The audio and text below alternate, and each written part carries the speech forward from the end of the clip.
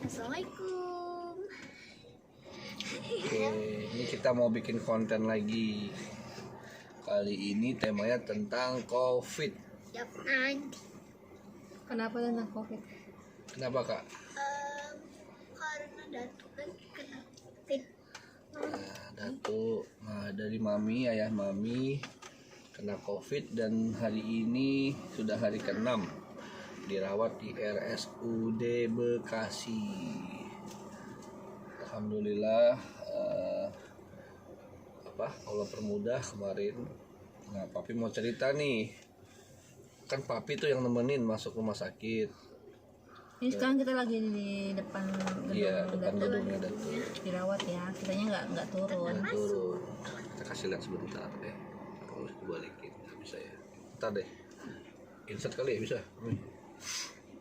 Nah, hari Jumat Datuk swab tes antigen positif.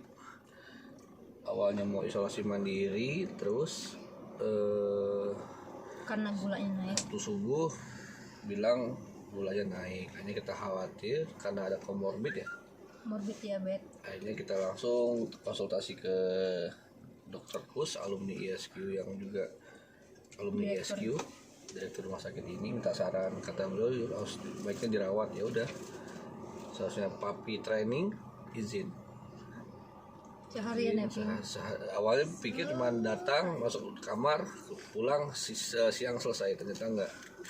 Nah, buat teman-teman aja nih, ternyata prosesnya ketika orang di rumah sakit di IGD dulu dan harus PCR ulang ternyata, walaupun sudah swab sebelumnya. Dan ternyata kalau di rumah sakit umum daerah ini yang di Bekasi tunggu dulu 8 jam. Akhirnya ya udah, papi nggak tega ninggalin Datuk, ninggalin ayah, nungguin deh dari jam 10 sampai keluar hasilnya jam setengah 5. Alhamdulillah lebih cepat hasilnya keluar, baru positif, baru dikasih tahu harus dirawat, diisolasi. Ya udah, urus sampai menjelang maghrib selesai, cuman Datuk masih di ruang isolasi IGD. Nah, karena udah keburu malam, disuruh pulang sama Datuk dan harus istirahat. Akhirnya Datuk mulai masuk kamar isolasi di gedung F-nya RSUD Bekasi ini jam 9 malam. Nah, kalau papi ada hikmahnya adalah ini di IGD itu yang paling ada makna buat papi. Apa? Hampir setiap setengah jam selalu ada pasien baru dan rata-rata tuh COVID. Ciri-ciri COVID? Emang IGD COVID ya? Enggak, IGD umum. IGD umum? Macam-macam, ada yang kecelakaan, kakinya habis ketabrak, ada yang habis kecelakaan tabrakan, ada yang tiba-tiba udah pusing, ngomong batuk-batuk. Tapi hari itu yang paling banyak COVID banyak, iya. Dan ketika papi pun masuk tuh sudah banyak tuh di dalam. Satu tempat tidur yang sakit, sama sebelahnya ada orang yang jagain. Yang mau papi sharing itu hikmahnya adalah ini ada satu pasang nih, nenek-nenek udah sakit, udah kesakitan aja, dia mengeluh terus, aduh sakit gitu. Nah, ditemenin sama suaminya udah tua juga, dengan sabar gitu. COVID ternyata, karena ketika di ruang isolasi jalur kuning kan ada IGD, ada ruang jalur kuning sebelum ke isolasi yang jalur merah. Sama ayah sebelah-sebelahan, suaminya masih nungguin aja sebelah. Sabar ya Bu, sabar, sambil lus punggungnya, sakit. Hikmahnya apa? Kan udah tua nih dua-duanya. bisa aja Bisa jadi kena juga suaminya kan. Jadi tetap nemenin gitu, sabar. Masya Allah. Jadi memang kesetiaannya luar biasa. Walaupun istrinya sakit, yang juga tidak COVID, dan ada kemungkinan dia juga bakal kena gitu. Jadi hikmahnya dari kejadian Datuk COVID ini buat kami atau buat papi, satu, COVID itu benar-benar ada. Yang kedua, support dari keluarga itu sangat diperlukan, sangat dibutuhkan bagi kena penyakit COVID. Kita nggak boleh anggap remeh, kita harus saling menjaga.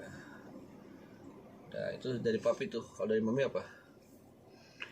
Kalau dari mami ya kan alhamdulillah dari setelah swabnya Datuk positif, mami, nenek, terus di rumah ada nyai ya, tantenya Datuk di swab antigen, kita bertiga negatif alhamdulillah. Nah yang harus kita jaga adalah selain Datuk kan mungkin sudah dalam pantauan rumah sakit ya yang